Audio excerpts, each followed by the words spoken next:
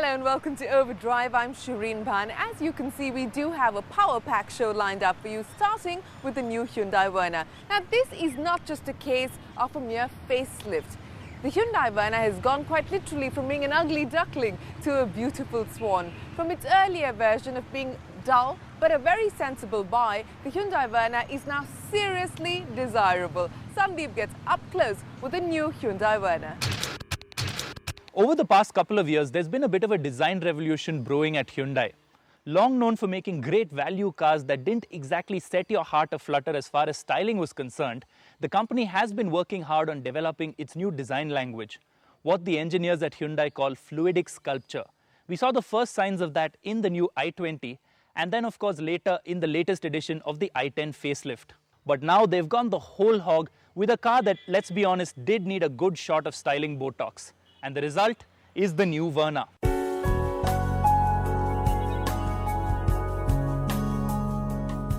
It's a brave new world for Hyundai, a world where flowing streams in Switzerland and shapely rocks in Arizona influence car design. That is stretching the limits, but there is no denying that the new Verna is very good looking. Standard alongside the old car, especially in its final Transform iteration, and this new Verna does look like it's from another world. Hyundai's trademark hexagonal grille has pride of place, flanked by the swept-back eagle-eye headlamps and accentuated by the prominent ridge on the bonnet and the very 21st century fog lamps. The Verna also looks great in profile, with the high waistline giving it a coupe silhouette and lots of cuts and slashes. A boot-lid spoiler and twin chrome-tipped exhausts complete the sporty picture at the rear. The cabin too is a far cry from the bad old days, with a well-sculpted dash and center console, which hosts the climate controls and sound system with plug-and-play aux and USB inputs, as well as Bluetooth for your mobiles and Bluetooth audio streaming from your iPhone. Hyundai has developed a special Bayesian wood trim for India, while the steering has controls for the audio and your mobile. Parking sensors are standard, while in the higher variants, the rear view mirror houses a display for the parking camera. Front legroom is outstanding, even for 6-footers, while the rear is adequate thanks to a flat floor, though the high glass line makes it seem smaller.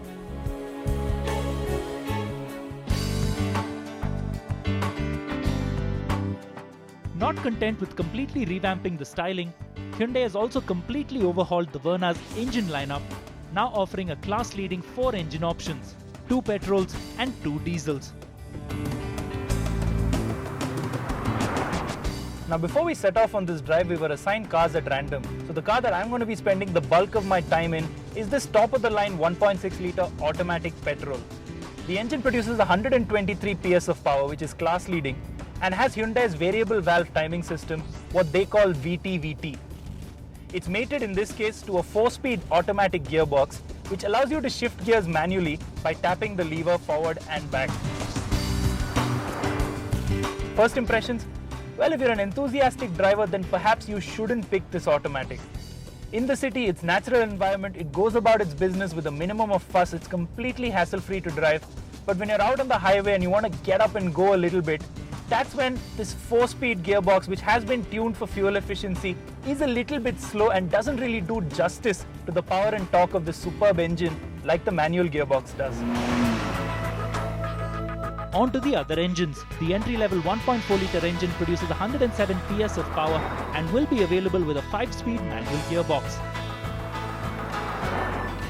The 1.6-litre petrol I'm driving produces a class-leading 123 PS of power while churning out 154 Nm of torque. The 1.4-litre common rail diesel engine from the i20 also makes an appearance in the Verna, producing 90 PS of power, 220 Nm of torque and good fuel economy while mated to a 5-speed gearbox. The top-of-the-line diesel is a brand new 1.6-litre unit that produces a class-leading 128 PS of power, a whopping 260 Nm of torque, and has a choice of a 6-speed manual and 4-speed automatic gearbox. That's a lot to choose from, but whichever engine you opt for, some things will remain the same. A lot of Hyundai's recent new launches share common characteristics. The first, obviously, is the fluidic design language, and the second is a very light steering. We saw that in the case of the i20, and it's the same in this new Verna. It's a very, very light steering, and that's a good thing if you're going to be spending a lot of time in the city because it becomes effortless getting in and out of spaces, maneuvering the car. But out on the highway, especially at speed, you could do with a little bit more feel, just to give you the confidence to extract the maximum out of this good engine and drivetrain package. On the dynamics front, the Verna is a well-sorted package, though it won't set your pulse racing around the bends. Ride quality is something the Verna has always done well, and the new car can also boast of a plush and well-damped ride, giving you great value if you spend a lot of time behind the wheel. Prices are yet to be announced, though we expect the car to cost between 7 and 9 lakh rupees, depending on the variant. During the course of this drive, I also had a chance to sample the 1.6-litre common rail diesel engine mated to that excellent 6-speed manual gearbox. And if it were up to me, if I were buying a Verna in the next few months, then that's the powertrain that I'd want. But then powertrains have hardly been Hyundai's problem.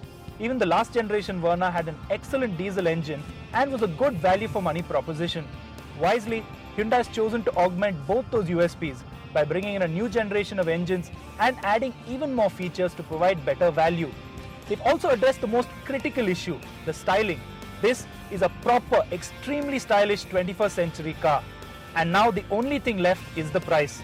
If Hyundai gets that right, Honda and Volkswagen better start looking over their shoulders because this Verna is coming to get them.